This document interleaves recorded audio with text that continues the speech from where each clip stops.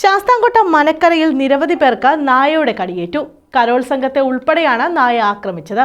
വളർത്തുനായയാണ് കഴിഞ്ഞ രാത്രി നിരവധി പേരെ കടിച്ചത്. കെട്ടഴിഞ്ഞോടിയ വളർത്തുനായയാണ് നിരവധി പേരെ കടിച്ചത്.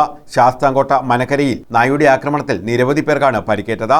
ജർമ്മൻ ഷെപ്പേർഡ് ഇനത്തിൽപ്പെട്ട നായയാണ് ആളുകളെ കടിച്ചത്.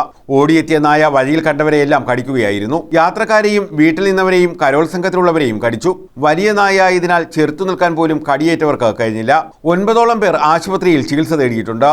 നായയെ കണ്ടെത്താൻ കഴിയാഞ്ഞതോടെ മനക്കര നിവാസികൾ ഭീതിയിലാണ്. വിവരമറിഞ്ഞ് ശാസ്താംകോട്ടയിൽ നിന്നുള്ള അഗ്നിരക്ഷാ സംഘവും സ്ഥലത്തെത്തിയിരുന്നു. പോലീസും നായയ്ക്കായുള്ള അന്വേഷണം നടത്തി. മനക്കര കല്ലറയിൽ വീട്ടിൽ മഹളാമണിയെയാണ് നായ ആദ്യം കടിച്ചത്. പൂജാമുറിയിൽ നിന്ന് മുറ്റത്തേക്കിറങ്ങിയപ്പോൾ ഓടിയെത്തിയ നായ ചാടി വീണ് ആക്രമിക്കുകയായിരുന്നു. വലത് കൈപ്പത്തിയിലെ മാംസം നായ കടിച്ചെടുത്തു. കൈകാലുകളിൽ ആഴത്തിൽ മുറിവേറ്റു.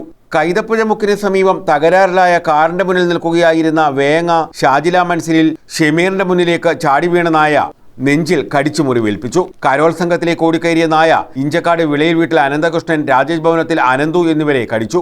വീടിന് പുറത്തുനിന്ന മനക്കര രോഹിണി ഭവനത്തിൽ സുഭദ്രാമയെ കടിച്ച് സാരമായി മുറിവേൽപ്പിച്ചു. ഇവരെല്ലാവരും ശാസ്താംകോട്ട താലൂക്ക് ആശുപത്രിയിൽ ചികിത്സയിലാണ്.